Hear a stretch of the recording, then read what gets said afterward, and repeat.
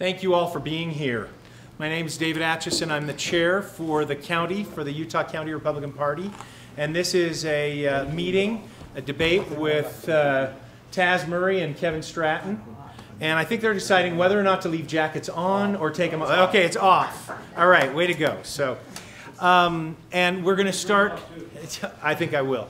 So, yeah. So we're going to start with a prayer, and that'll be offered by Chris Shelley, who is the chair for the audit committee for the Utah County Republican Party. Chris. Lord, dear Heavenly Father, we're so grateful to be gathered together today to celebrate and learn about our rights and our freedoms that Thou hast given us. And we're thankful for this land that we live in this great state, in this area, that we can be so involved and have such great candidates that we can learn and educate and have the privilege to vote for. And we're thankful for all of our blessings. And we also remember our freedoms, and we will defend them to the best of our abilities. And we thank for these things in the name of Thy Son, Jesus Christ. Amen. Amen. Thank you, Chris. We are obviously videotaping this, and this will be posted on the Utah County Republican Party website so that you can tell others if they would like to have an opportunity to see what happened this evening. I want to recognize some elected officials with us. We have Mayor John Curtis. We have Gary Winterton, a member of the Provo City Council. Anybody else here that's an elected official that's subjected themselves to the wiles of electioneering? All right. Well, thank you, both gentlemen, for being here. Really appreciate it. And I wanted to start out with a comment just to say that I've done a lot of these events throughout the county. We have several primary contested races throughout the county for the House and for Senate seats, actually for House seats. And with that, it's been a great privilege for me to see all of the effort that goes into these campaigns. And I see people, I see candidates like Keven and like Taz, who are knocking on doors, who are showing up in people's living rooms, who are talking to people one-on-one, who are talking to small groups and to large groups. And anybody that says that it is easy to be a politician, to run for office or to fill an office, can tell you that it is a difficult thing. And I think that these candidates deserve a big round of applause for subjecting themselves to it.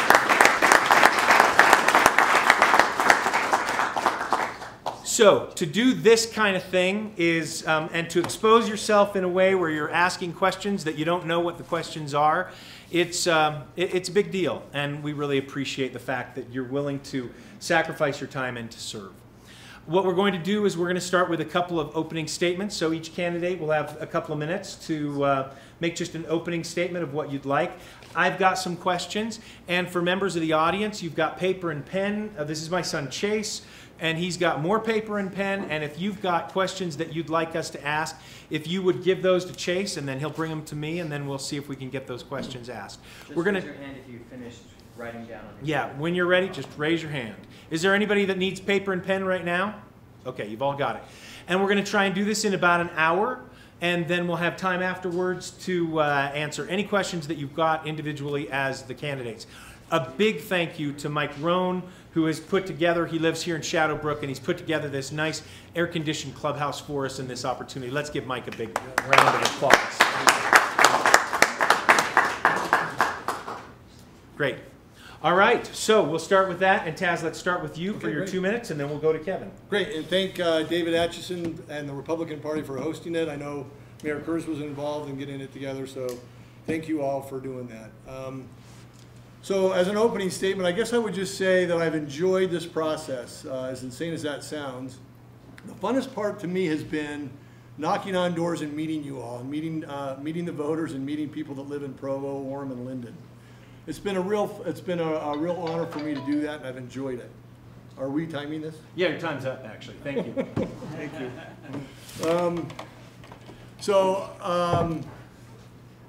I've enjoyed the process. I've enjoyed getting involved, and I've enjoyed meeting all of you and getting better acquainted. I think the most important thing for me is I really think I think I said this last time. The Israelis got it right when they require their kids to serve 1 year in the military every year after they graduate from high school. It's an honor to be a member of a community that's free. And I'm a devoted family man, I'm a devoted businessman, I'm devoted to my service, and I'm devoted to the community. And I think this is a great opportunity, and I think it's a requirement that we each find ways to give back. I think all of you have. You obviously take your voting responsibility seriously, which I appreciate. But I think the onus is on us to give back to the community. So this is my opportunity to do that. I want to bring my business skills to the state government. Great. Kevin. We have over 30,000 people in this District 48, and we're gathered together, a small group of people. One statement that rings true to me is never be surprised what a small group of concerned citizens can do to change the world. Indeed, it's the only thing that ever has. And so I compliment you in being here, and David, and all that's been done. There's nothing quite as refining as considering running for a public office, because you're going to be asked again and again, what do you stand for? What do you believe? So I want to make it clear what I stand for. I have a passion for economic vitality. I have a passion for limited government. I have a passion for strong communities and homes. Certainly we can't legislate what takes place in the home, but what we do can really impact what takes place in the home. And so I have a great concern and desire to make sure that as we look at those three important questions that I've committed to ask with every piece of legislation, I want those to be built on 12 bedrock principles: integrity, civility, virtue, charity, fiscal responsibility, self-reliance, stewardship, transparency, personal responsibility, accountability, a level playing field, and hard work. Those are my 12 bedrock principles. I look forward to working with this wonderful district in whatever way you choose. But one thing is for sure and certain. We have a district that has a profound call to be a source of leadership, of right and good and truth, and be a beacon to this sick world. I met with an elementary school, a 4th grade class, and they asked me, you know, what's it like, and what do you like, what you don't like, what are your concerns? I asked them, what are your concerns? And one little 4th grade student said, raised her hand and said, my concern is that we owe other countries so much money. We have some challenges, but we can get through these challenges if we work together. Thank you. All right, your first question, and Kevin, we'll start with you, is how will you prioritize education in the upcoming legislative session? Education, we spend 62% of our state budget on education. We have got to get education right. Education is our future. When we talk about why we're running, my son says, Dad, why are you running? And I look at his daughter, my oldest granddaughter, and say, because of her. We have to get education right. We need to make incremental steps in doing that. We need to do more with digital learning. We need to get the technology piece in the classroom. If we used the technology in the business sector that we generally use in the classroom, the business sector would fail. We have so much resource that we need to draw upon. We need innovation. Specifically then, what would I do is there's some effort to create greater emphasis on digital learning. I'm going to support that and do all that I can to allow all the resources that we have to come in the classroom that are available. Second thing is what we want. 1 minute left? Okay, thank you. Second thing is we need to make sure that we're doing all that we can to create effective business education partnerships. We have got to have a cutting-edge workforce to be educated and come into the workplace. That's a key to the economic vitality that we talk about. The thing that I want to do is make sure that what we're doing in education is bringing the ideas and the patterns and the needs in the workforce, in the education, and education meeting those needs. Specifically, want to run a bill to where if we have the excess capacity that we have in our business community, if we're putting that towards education, I want to see a tax voucher coming to the business that engages that way. They take ownership and get involved. Thank you. Taz. Okay, so maybe my math is a little bit bad, but I think the state budget is about $13 billion, and we spend about 3.5 in education. So I'm not sure where 60% is coming from. From the governor's office of budgets. Well, it's 62%. It's 12 billion 950 million. Okay, But and we spend 62%. 3.4 40% billion in K through 12. I'll let you respond when it's your turn. Right now it's my turn. 3.4 billion. We spend about 3.4 billion in school. But I don't think that's it's not how much we spend, it's how we're spending it. And I think the priority needs to be on primary and secondary education. We also have a big piece of the budget towards college education. And I think we also need to focus on UVU spending per student being the lowest per student spending in the state. So we, certainly I, if I were elected, would want to really actively go after more spending per student. And we're basically fighting with the University of Utah, Weber State, Utah State, SUU, and Dixie. So that's who we've got to compete with in terms of getting better funding for UVU students. But at the end of the day, it's really all about, for me, I would focus on primary and secondary education. I think there needs to be accountability in primary and secondary education that doesn't exist today. And I think it's unfortunate. I think for a teacher to be asked, or for a principal to be asked to run a school and not be able to reward a good teacher, or to encourage good teachers through financial incentives. The teacher of the year at Timpview High last year wouldn't teach unless he was able to join the National Guard. The only way he can teach is that he joined the National Guard so he can make enough money to support himself and his family. So I think that's unfortunate. For the best teacher at Timpview High to barely be hanging on is unfortunate. And I think we need to be able to have accountability at the principal level where they have decision-making authority to run their schools the way that they feel that they ought to be. And that principal ought to be accountable to the superintendent, and the superintendent ought to be accountable to the district, the board. So there needs to be accountability in our education system, and right now I think that's missing, and it's unfortunate. And for us to fall behind the other countries where we've gone from 18th in math among 34 industrialized countries to 31st in math over the last 10 years, better get everybody's attention. It got mine.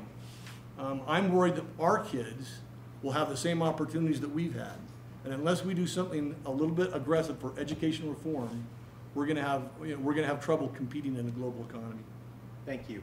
Let's stay on education for just a little bit longer. And Taz, we'll start with you, which is just take a minute to talk about Common Core. Okay. Okay, great.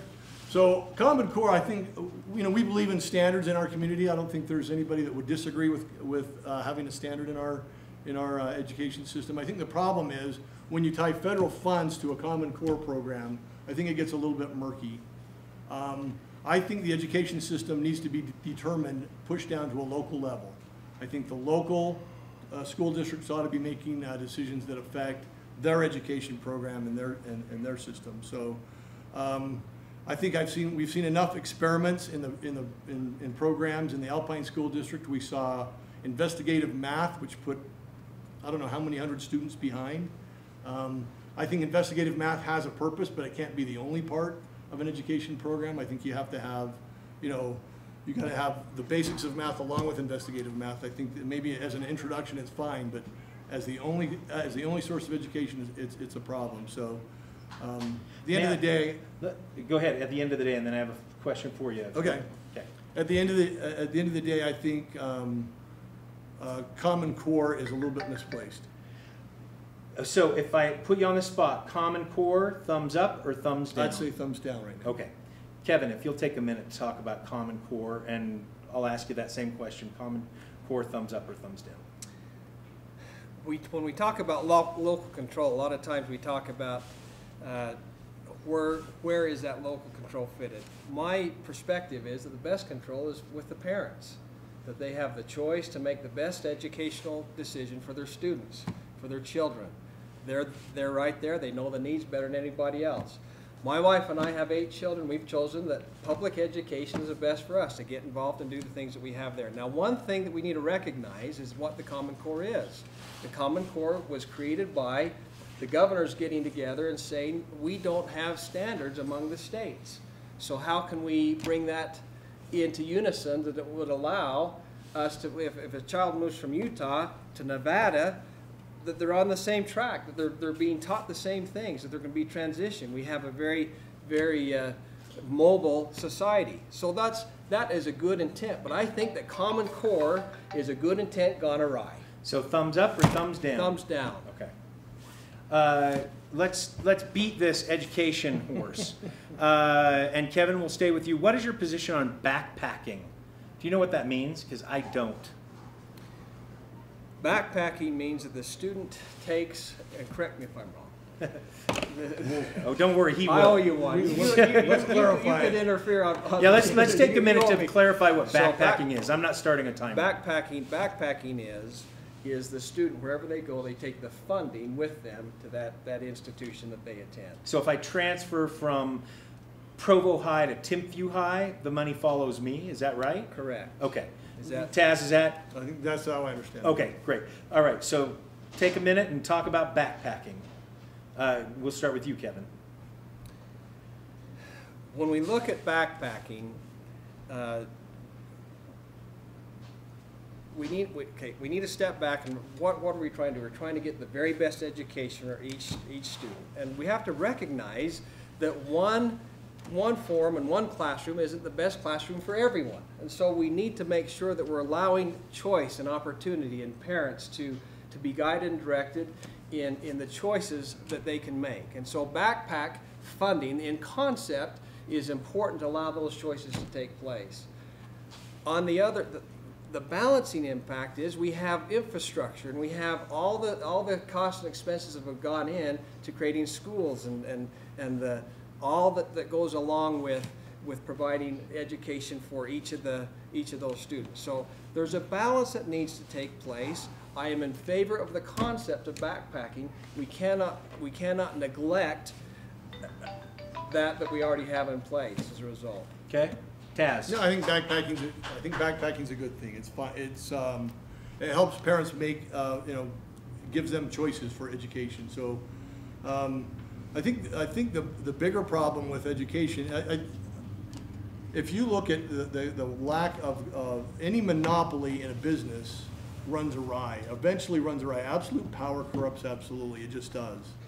And without the opportunity for the schools to compete with one another, I think it becomes a problem.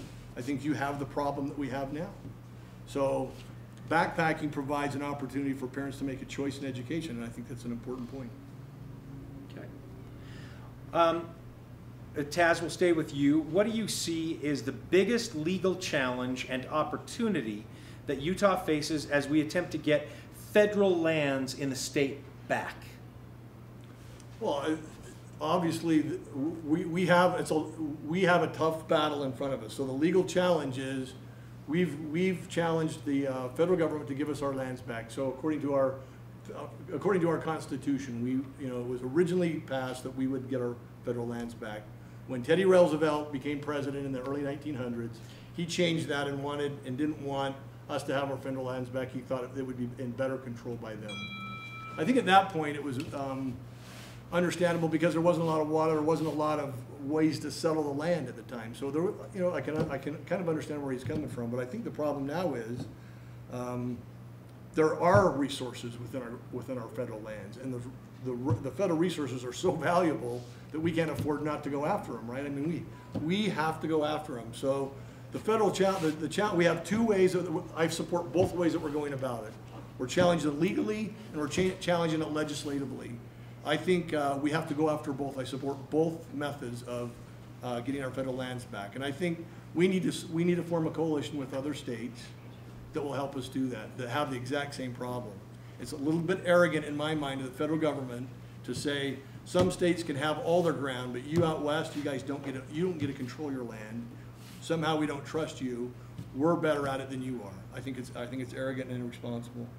Okay, Kevin, what do you see as the biggest legal challenge and opportunity Utah faces as we attempt to get the federal lands in the state back?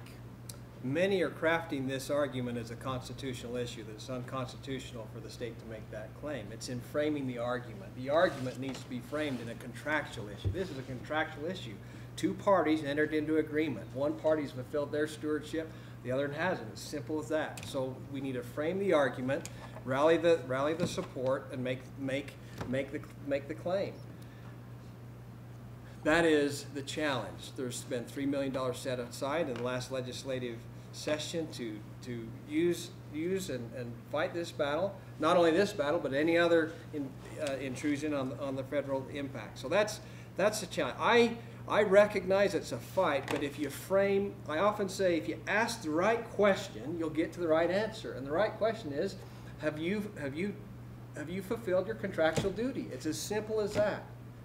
Now, the opportunity is tremendous. In this region, in this Intermountain region, the report came out recently that shows that we have more oil than anywhere else in the world available to use. So with the opportunity, though, comes the challenge, the stewardship. If we get getting bad policy is only half of it. You know, getting rid of Obamacare, that's only half the solution. You have to fill it with good policy. And so our challenge is forming and shaping that stewardship in a manner that's going to allow us to, with an environmental sensitivity and economic wisdom and restraint, develop those resources as they become available. Great. All right, and Kevin, we'll stay with you. Should the legislature get involved in city issues, and specifically as an issue such as zoning? Or utopia, there's another one. One of my guiding principles is the best government is a government that's closest to the people. Well, it's not good for Provo City to run the national army, or fight off Russia. But there's some very specific things that need to be dealt with at that level, just like there's specific things at the state level and the specific things at national level. Originally, all the power rested in the cities. And then it went to the states, and the states decided what they were going to do in giving and passing the Constitution. As it relates specifically to the zoning issue, I think the legislative body stepped out of the bounds. They forgot to bring the stakeholders to play and create a solution that worked. And I was grateful for Senator Bramble that came back. He said, let's talk and let's dialogue and solve this issue and come up with a win-win. What I want to do, and I've said, to be proactive up front in bringing the stakeholders together to make sure that we're forming good policy. But there are some city issues. I don't want to deal with zoning at the legislative body. That's not the purpose there. That's a local issue that needs to be dealt with locally. Taz. I think if the local city council or local city government steps outside of their constitutional bounds, then the state should step in. Other than that, they should stay out of it. Okay.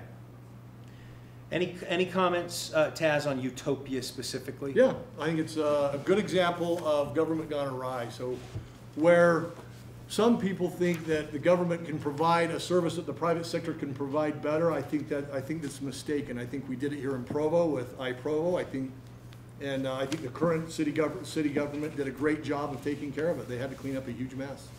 And now Orem's stuck with the exact same problem with Utopia. And I think it's just a good example of what I said. The private sector can do it better than the public sector. And I thought we learned the lesson over and over again back in the 90s when wireless communication came out, where in big cities they were laying fiber cables as fast as they could until suddenly this wireless technology came out and completely made everything redundant.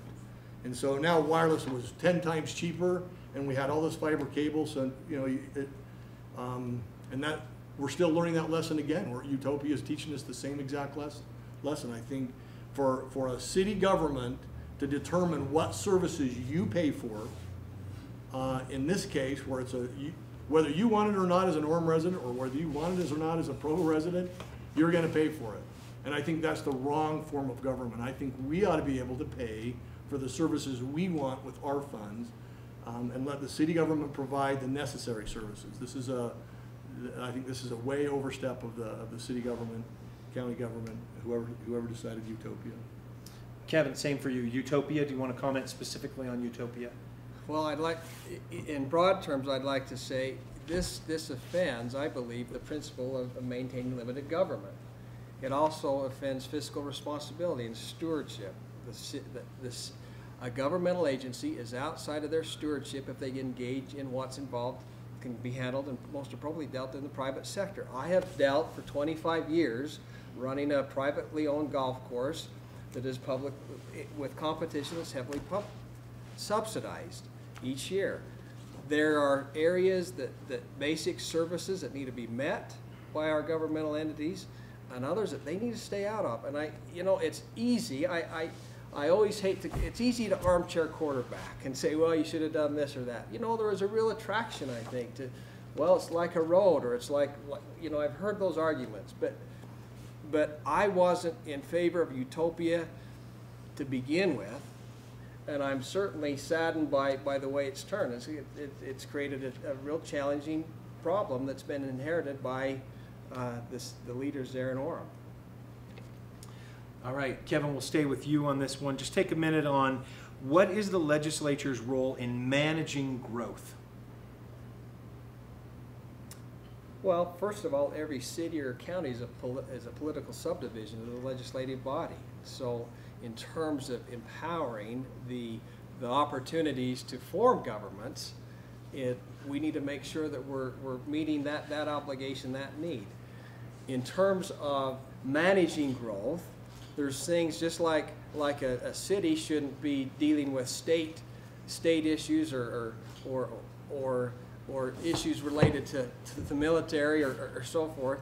Growth has issues. There's transportation that the state needs to take the lead in from city to city. There's other issues that are important as we look at growth. Growth is a huge issue, but it's not all the state. It has to be cooperation. Benjamin, how many of you even know where Benjamin is? Do you know where Benjamin is? About half of you know. That projected to be the biggest city in Utah County by the year 2040. A partner, there needs to be good communication. I think the state needs to take the lead in many ways, but also work with the local entities. Taz, what's the legislature's role in managing growth? It's a good question. I think it primarily comes down to, I think, providing transportation. I think the state's obligation for a city to function would be to provide transportation. A good example of that would be if you ever traveled through Lehigh going out west before they built the new roads out there. It was a nightmare. So I think I think it takes foresight. I think the state government does a pretty good job of looking down the road. I know they're looking 20 years down the road right now in terms of what developments they need to do to support our growth within the state, and I think we do a pretty good job of it. I think we need to stay focused on letting the local governments develop plans for their own cities and provide infrastructure that they can support them. All right, well, Taz, we'll stay with you. Hang on. Tort reform, are you for it or against it? I'm a business guy, so I think you can guess I'd be for it. Tort reform is a big deal, especially as it affects healthcare in our state. So I think from a perspective of limiting reward or size of judgments, I think is one thing we could do. The other thing we could do is a loser pay system. So in my business, I had an older couple walk in one day, and it was a door just like that. It was a double door. The husband walked through, didn't hold the door for his wife. It swung back and hit his wife, and it knocked her down, and she broke her hip. Guess who paid for that hip replacement? Me. So it was basically an issue. I thought it was a ridiculous settlement. I thought it was a ridiculous claim. I've had people sue me for eating 3 pounds of fudge and getting sick, and I paid for their doctor bills. I had a woman that put a chocolate in the freezer and took it out and bit it, and it broke her front tooth, and she flew to Washington, D.C. for a bridge work out of New Mexico. Guess who paid for that? I think the level of ridiculous claims needs to be controlled. And if the loser pays, no, ridiculous claims are going to go way down. It will unburden our courts. Thank you. Kevin, tort reform, for it or against it? And you I got want to know what kind of a fudge minute. that was. Yeah, Fudge is pretty good fudge. Good enough to eat 3 pounds. Well, there's lots of different types of tort reform. There's tort reform in injuries, there's medical malpractice tort reforms, there's lots of different tort reforms. The reason that you have torts is protect those that can't protect themselves. Now, there's a lot of abuse in that area. I am in favor of, and I've said, and as I've talked to my doctor friends and those that are in this district, some have said they would like to see some changes in the medical tort issue. Others have said we need other things. We need transparency in pricing. We need transparency in self-referral. I am in favor of a good, robust discussion, and as an attorney, I am not opposed to tort reform. I am in favor of a robust discussion that allows the stakeholders to come together. And frankly, in the state of Utah, if you take the spectrum of all the states, Texas is a state that it's almost, there's no tort, there's no opportunity there, but Utah is quite close. We do quite well in that spectrum. But there are those, again, whoever the fudge is, I don't know where it is, but there are those cases that we need to work. We have to recognize, though, there is a safety net that we need to protect for those that are injured within reason. And so one of the things that gives all attorneys the bad reputation is the ambulance chasers, and that turns my stomach. That's not right. So. All right, Taz, we'll go to you, and now this is a chance for both of you to show off about your understanding of health care and Medicare specifically, right? So you got a couple of minutes here, and Taz, we'll start with you. Let's talk about Medicare and the way in which it affects our state, and the way in which you think that it might need to be reformed. So let's just start with how much money we're spending on social services, and Medicare is part of the social service spending. So we're spending about 35% of our budget, state budget. I think it might be 33% of our state budget is spent on social services, of which Medicare is a pretty big piece of it. Dean Sanpei passed a law this together with Dan Lilliquist, passed a law about healthcare reform where they capitated payments, basically meaning in a group of people, they said, we're going to pay this much per person, whatever that number is, per person, for Medicare. That's going to give the doctors incentives to do what? They're not going to over-prescribe, they're not going to over-test, they're not going to over-doctor that person.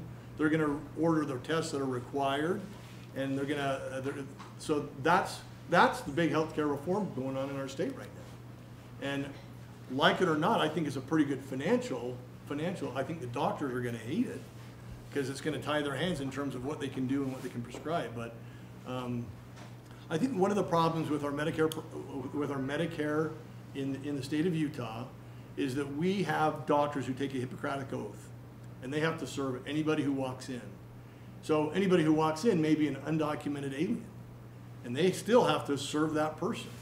And I think that's unfair to the doctors. So I think the doctors get a pretty short shrift there. And I think one thing we could do for the doctors is give them credit. They're asked to give free service. They're being demanded by their Hippocratic oath to give free service. And I think we should be offering them a credit on their taxes for offering free service. So to the extent that they're required to do that, then they should get a break. But I'm in favor of Dean Sanpei's change. I think it's a good change. I think the way that the state's going to go, that's going to save the state a lot of money. And Dan Lilliquist has been beating that drum a lot, so you probably know a lot about it. Kevin.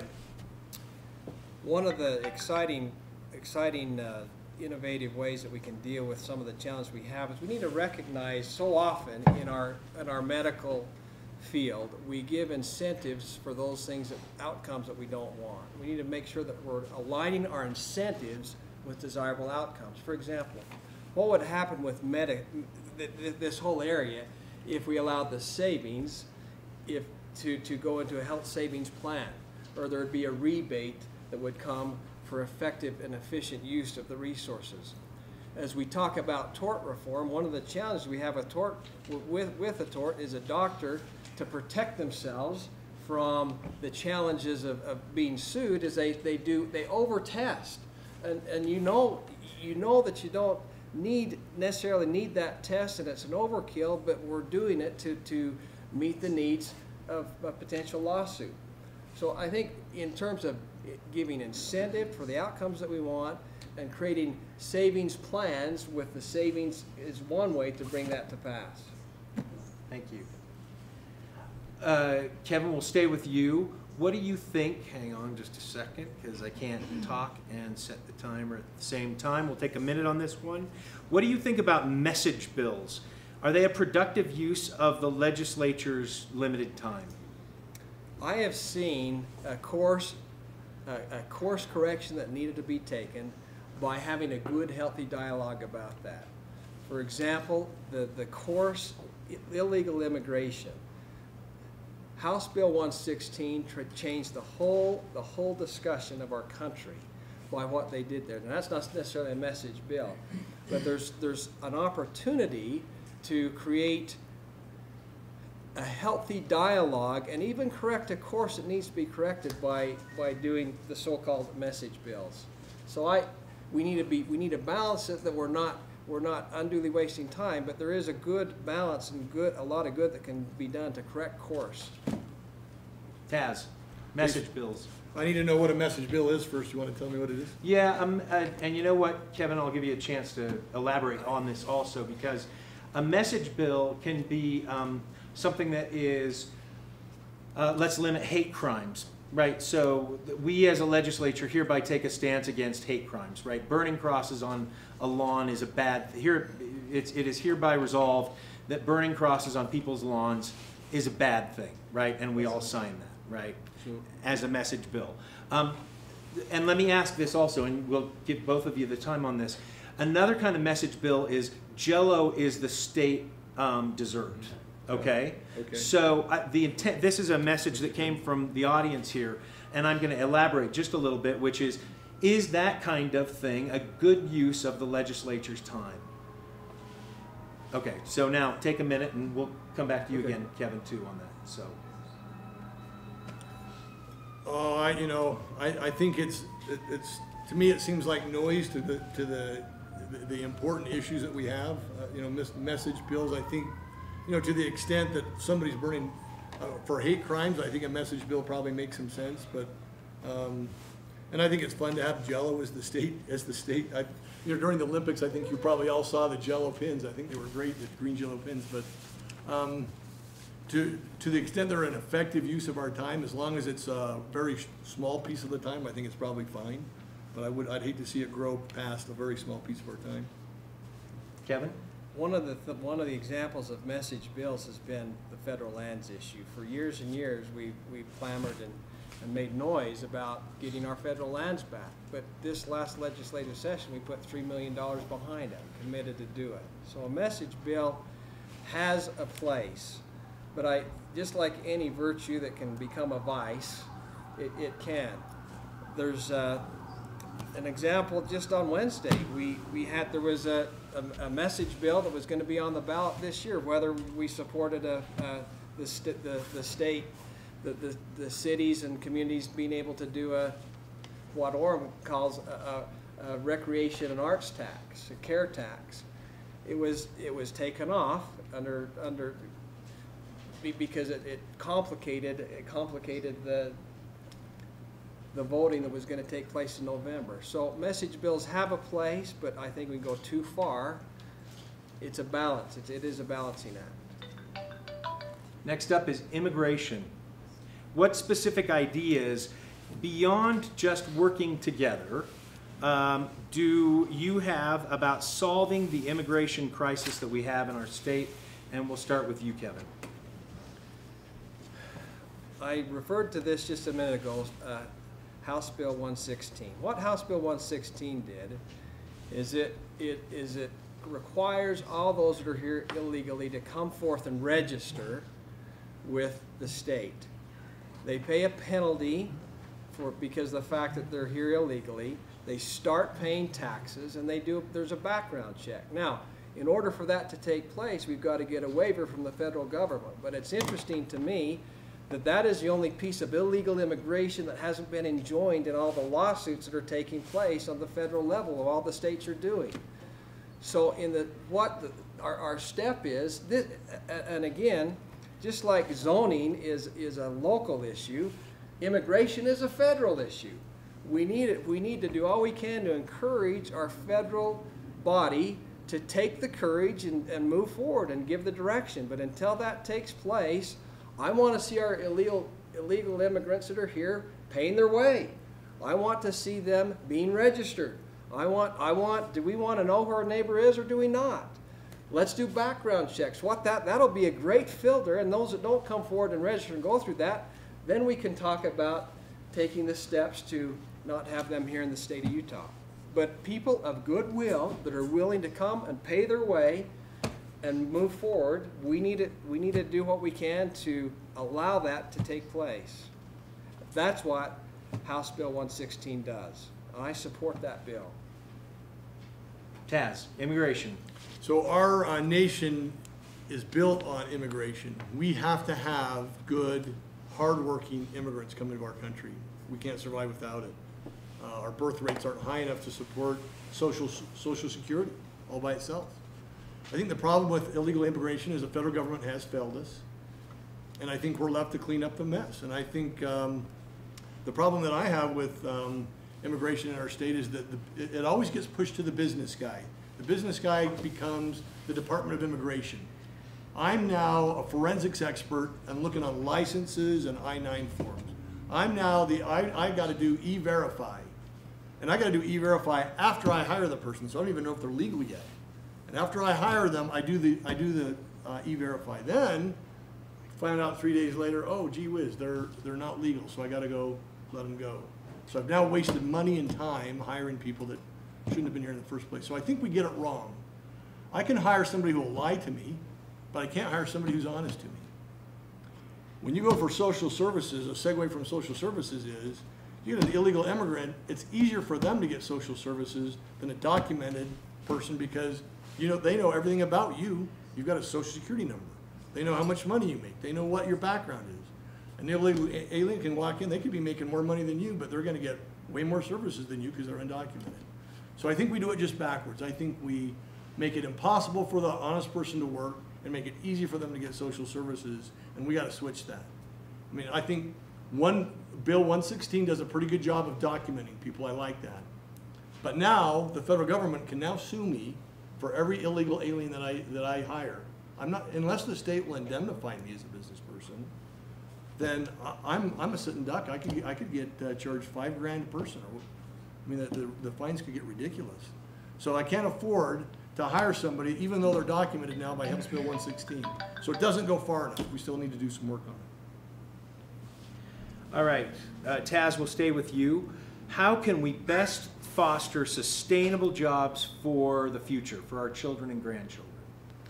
I think it's pretty simple. Reagan did a really good job of it when he was president of the United States. I mean, I think the comparison is pretty similar to right now, where our economy was faltering. Jimmy Carter was beating the drum about big oil and how they were penalizing them. And what did Reagan do? He came in and he deregulated.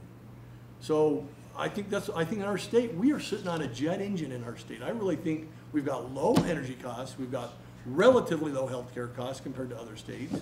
We've got a multilingual educated base. So I think it's a great opportunity for us to really take off. I think we've got great natural resources if we had access to them. So, I went to lunch with Tim Sullivan, who's the CEO of Ancestry.com, loves doing business in Utah. Can't hire enough people in Utah. He has 700. He has here, in this facility, he has 300 down in San Francisco. And he said, I had to open the San Francisco office because I couldn't find the number of people that are skilled here in Utah. So how do we do that? I think I think we have to be introducing the Tim Sullivans of the world to the presidents of the colleges and start letting them understand what the needs of our local economy is. Kevin, how can we best foster sustainable jobs for our children and grandchildren? Well, we've got to get transportation right. We don't want those that are commuting to be spending 2.5 hours on the freeway. We need to control and make sure that we're doing sustainable, common sense, effective growth as we deal with that. We've got to make sure that we have education right. Education is a key. We've got to have a cutting edge education so that we can have a cutting edge workforce. We've done a lot economically to bring big corporations, and that's an important piece. We need to make sure that we're recognizing that 70% of jobs right now are from the small business sector.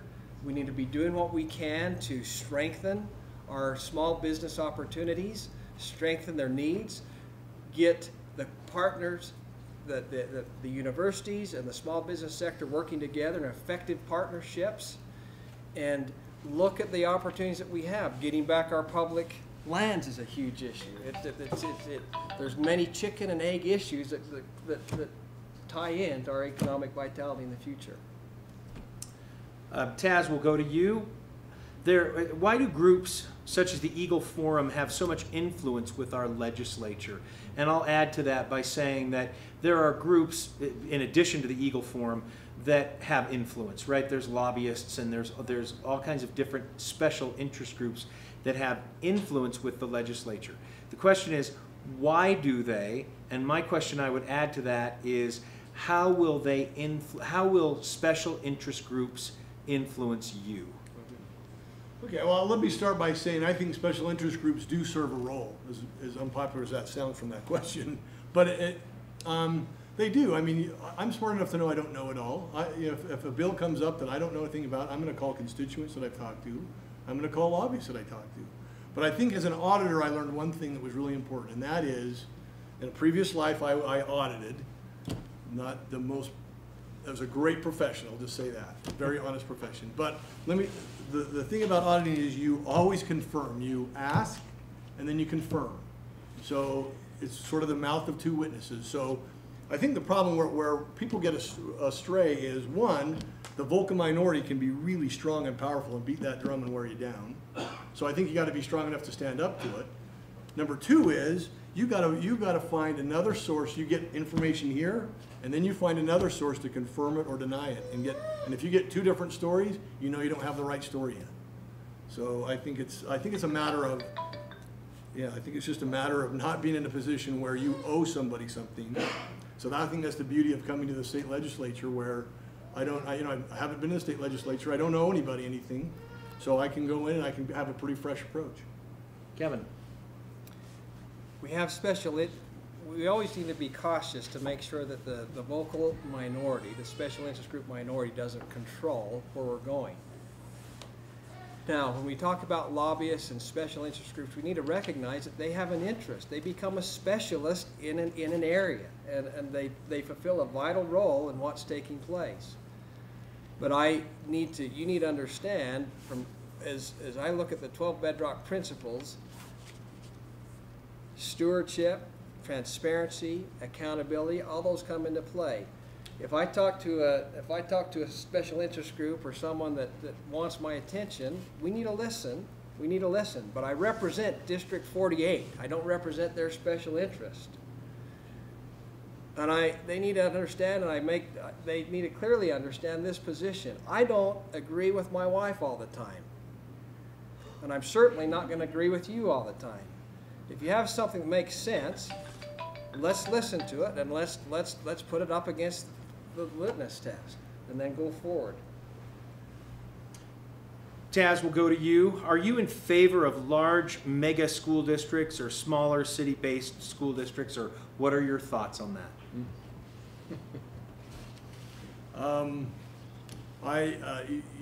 So there's a balance there. I think the answer to that is I'm in favor of having effective districts, and the size of that is you have to. I mean, we have in our district, we have the Alpine School District, which is a large district.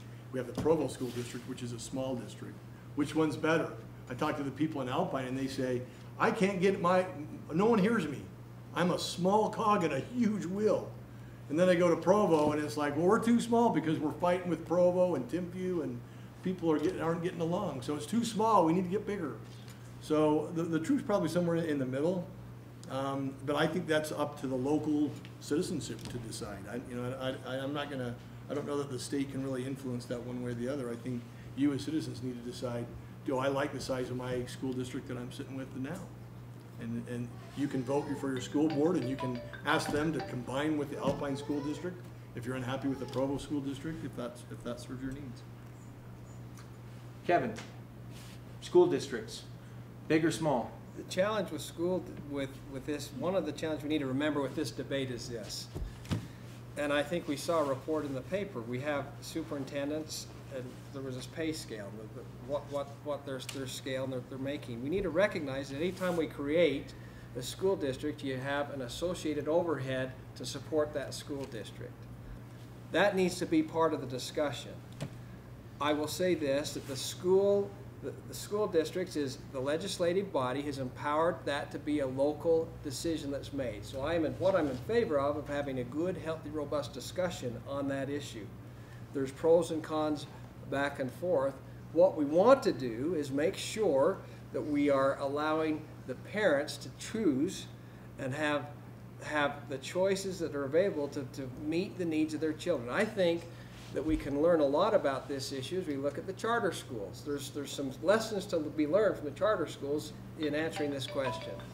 Do you want? We'll give you a second to finish. Or is that good enough? That's fine. All right.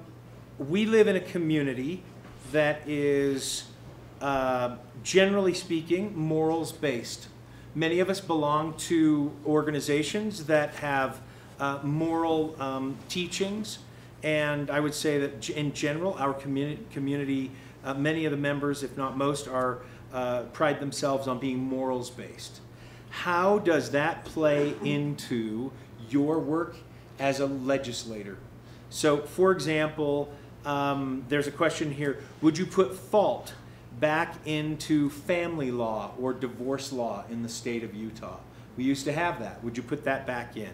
And then how would your we're assuming that your morals, both men of morals, how would you apply your morals into your job as a legislator?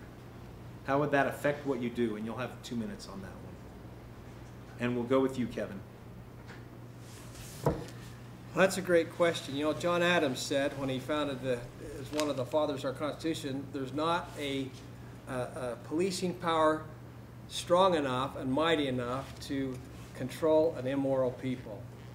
And my sense is, as we look at our national level and local and state level, that's a big concern. What is the moral landscape of what we're trying to do? We cannot legislate morality. We cannot do that. But it needs to be a part and a fundamental aspect of what we're doing. That's why I have these 12 bedrock principles that I've committed to remind myself of every day.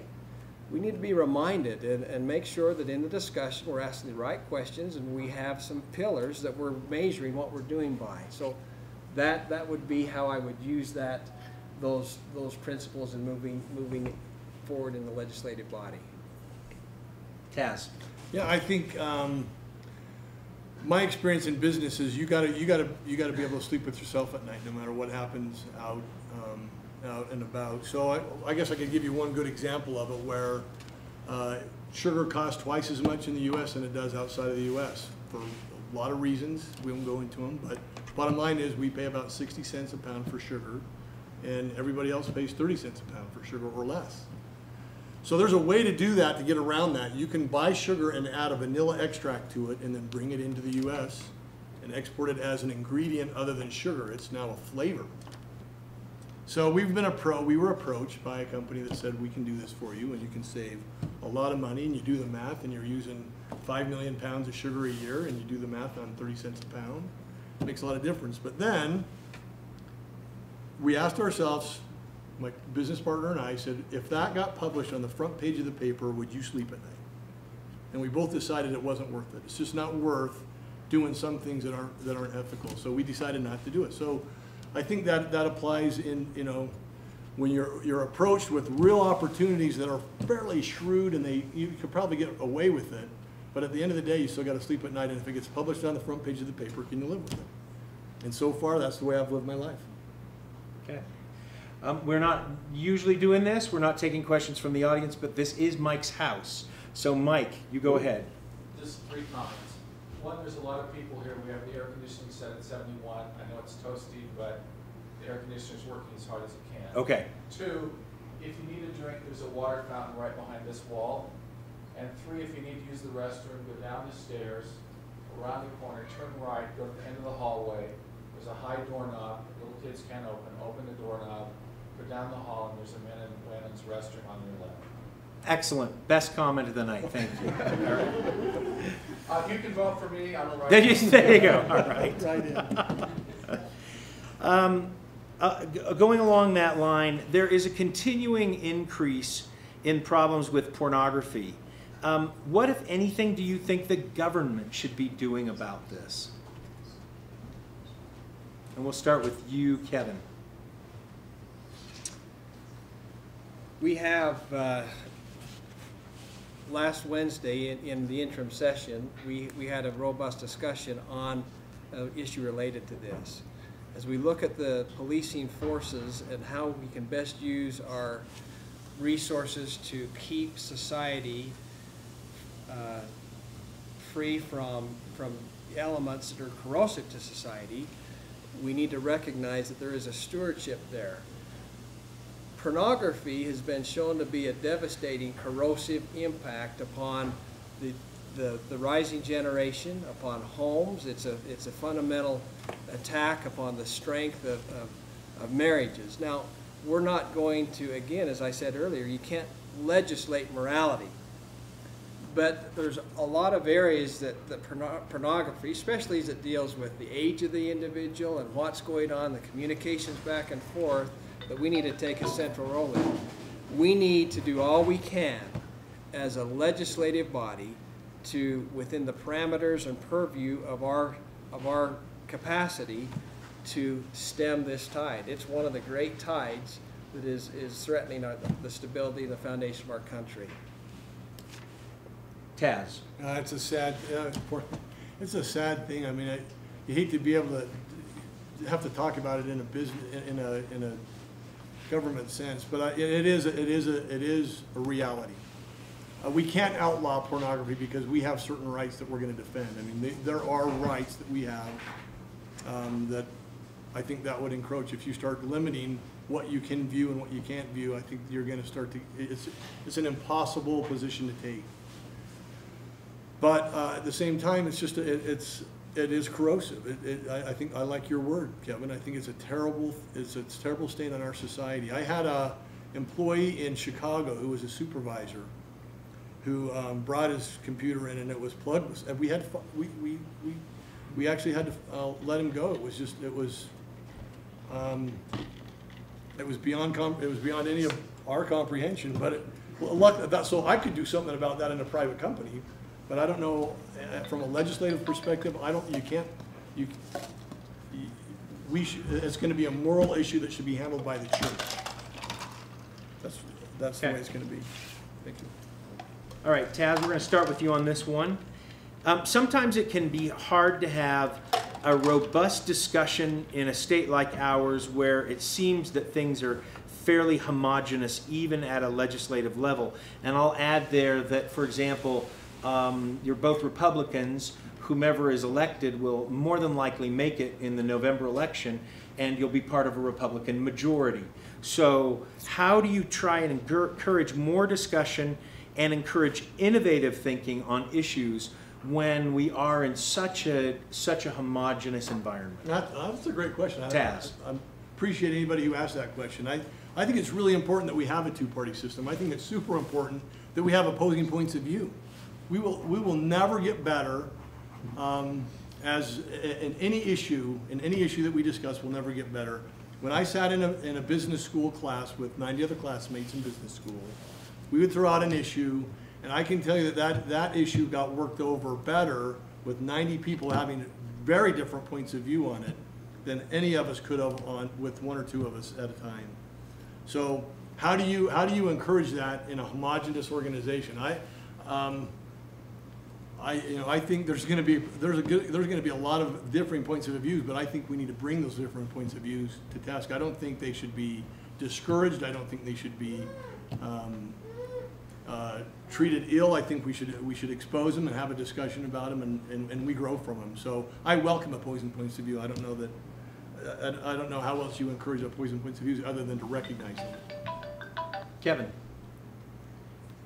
That's part of the role of the special interest groups that we talked about, and all those others that are impacting and have an interest in the legislative policies that are formed. There's good to be found everywhere, and we need to embrace that good and build on it, and recognize that a good, robust discussion is a healthy thing. To recognize that we don't have to agree on everything, and the differences can oftentimes, seeing things differently can lead both sides or all 10 sides to the right solution. That's a very important thing. How do we do that? We need to listen. We need to recognize the capacity and strength of this wonderful District 48 that I keep talking about, and recognize that with open dialogue in this campaign, I've gone great lengths to create many different forums of communication to listen and gather information and feedback back and forth. That's a key aspect. We need to use the resources available to do that. Thank you. Kevin, we'll start with you on this question. In the state of Texas, the legislature meets once every 2 years. In our state, we meet once a year. How will you expect, so that's just a general statement, and this is my question. My thought around this is that how do we measure the success of a legislator? One of you is going to win this race and come back in 2 years, because this is a 2-year cycle for a House of Reps position. How are we going to, what are you going to tell us in 2 years about how to measure your success? And my expectation is that you'll come back and you'll say, hey, I'd like to run for 2 more years. And here's why. Ding, ding, ding, ding, ding. What is it that we should use as a measure of your success? Let me give you my bias, which is I believe that as Republicans, we actually preach that the less government, the better. But there is there's a contrast here, which is that if I'm a legislator, how do I come back and tell you in 2 years' time that I did a great job? I start listing off and saying, hey, well, I introduced 77 bills, and I sponsored 112, and I did this, and I did that, and I did this. And I think that that is an oxymoron for Republicans. But it's a way for us to measure. So I'd be interested in how are we going to, you win, let's assume you win, both of you, and in your answer as you give this response. And so you're going to come back in 2 years, ask for us to vote for you again. Why should we vote for you then? What will you have done, and how should we measure your success? So we'll start with you, Taz. Okay. So I completely agree with the comment. I think there's a lot of frivolous laws that are passed. So how do you measure my success? My success would be based on, did we get the private sector more involved? Did we get rid of government services that don't serve the general population? I think from a Republican base, if you want to talk about a Republican base, it means that we have a broad service that we spread, that everybody benefits from, and everybody pays a little bit for. I think where we get in trouble is we start offering services that only a few people use, and everybody pays for it, and they build and they build and they build. So if you want to know if I'm successful, then we're going to decrease the number of services that are offered that are not necessary. We're going to get the private sector more involved. I would hope that we would generate, I would love to see things like the state vehicles, all of them running natural gas. I mean, things like that would really spur, I think, development of natural gas resources within our state, and an infrastructure that would support it. Kevin. When I went my first day in interim session in May, I sat down to a senator, and he said that he said I came in, I replaced a senator that was elected, so came in through that process. But that's okay, I got 10 bills passed. And I thought, are you bragging, or where is it? is that supposed to mean that you were successful? And so that whole notion of legislative restraint is something that we need to introduce into our vocabulary, to restrain. We had over 1,100 bills and introduced last legislative session. Education alone had over 60 bills that passed. If you had 60 bills that you had to deal with every year, you'd go crazy, you know, and the challenges that we have dealing with good, effective legislation. I think I've tried to be as clear. If it resonates that you want economic vitality, limited government, stronger communities and homes on 12 bedrock principles, that's how you could judge me. I asked to be judged that way. All right. Here is your final question. Kevin, we'll start with you. And it is 3 minutes, so this is your way to sum up also. Tell us what qualifies you to represent us and why you are more qualified than your opponent. Kevin.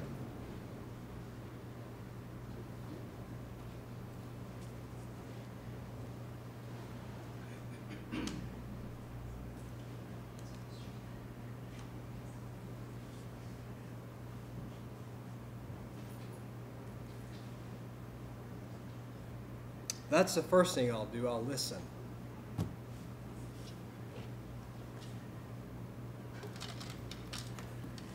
I've had an opportunity over the last 25 years to be able to have business work environment that has allowed me to carve out a good portion of my time and be heavily engaged, involved in the citizenry improvement of our community.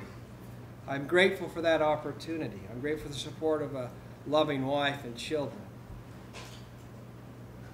That perspective of working in the community on effective and solving problem initiatives has been something that's refined and honed me to what I am today. I want to bring that to the legislative body. Recognize there's 3 important numbers: 38, 15, and 1. If you want to do anything in the legislative body, you need to get 38 of the legislators willing to support what you're trying to do. You need to have 15 senators from the Senate support, and you need to have the governor, that one governor, sign what is intended to do. It is a balance between leadership and bringing people together to solve the problems, bringing the stakeholders together to solve the problems. That's a pattern that's been very effective in my service in the community. I am committed to take the time to listen, to gather the information, to seek best practices. I've tried to be completely transparent in what I value, what I've heard you say that you value. I've asked for your trust and your vote, but I also have asked for your involvement. Let's recognize the fallacy of electing someone and then going away. We need to all take responsibility and recognize that we all have a role to play in moving this district and this state forward. And we can do that as we work together to build solutions. I'm not going to sit here and say why I'm better than my opponent. I committed when I started this race to run a positive, issue-based race. That's your decision. You look at us and you say, well, you know, these guys are on trial here, but really, we're all on trial. I ask you to go to the polls. If you haven't already, I esteem some of you have already voted. Congratulations, you've already voted. Go to your polls, make your decision, and get behind it. Taz. Great. Okay, so I'm a candy man. Kevin's an attorney. I say that jokingly. I think, honestly, I think I've enjoyed this race. I've enjoyed doing this. I've enjoyed getting out and meeting you guys. I care. I love our state. Why am I qualified to be in the legislature? I think I've never done it before, so I don't know that I'm qualified. I'm qualified in business. I'm qualified in family. I enjoy my family life. I enjoy my family. I hope I can make a good legislature. I've never done it before. But I'm a quick learner. I've started a business that was a small business. I bought a business and I took it to be one of the 10 largest businesses in the U.S. in the candy industry. So if history repeats itself, I think I can get things done. I think I've proven that I can get things done. I've worked in large organizations where we've got a union in our plant in Canada. I think if we're going to make any changes in education, we've got to be able to work through a union, the UEA, that's not officially a union, but we've got to be able to work through them. And we've got to be able to get some changes made. We've got to get, if we want education reform, we can't be beggars at the table begging the UEA to make some changes. I think we've got to be able to be strategic about making improvements. I care. You know, I've spent the last 6 weeks of my life knocking on doors. I've come to your houses, and I've enjoyed it. It's been great. I didn't know what to expect. At first, it was so awkward. I went out and stood in front of Dave's Market, and I stood there and looked at people walking. They looked at me like, what are you doing? And after a little while, I got comfortable with it. I started talking to people. And from then on, it's been great. It's been a lot of fun. So I've enjoyed getting to know the great people of our district. And I think that the fact that I care, that I've knocked on over 800 doors.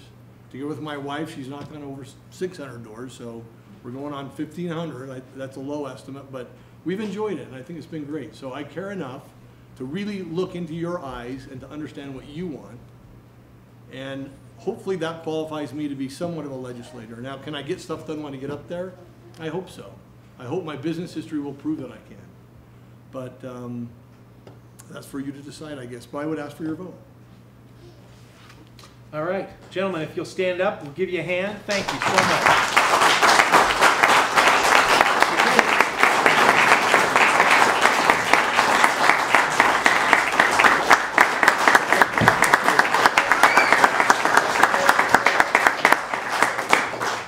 Thank you all for being here. Thank you for your questions. We've got some time now you can spend with these gentlemen. They'll answer every question you've got. I'm sure they'll welcome the opportunity to spend more time with you.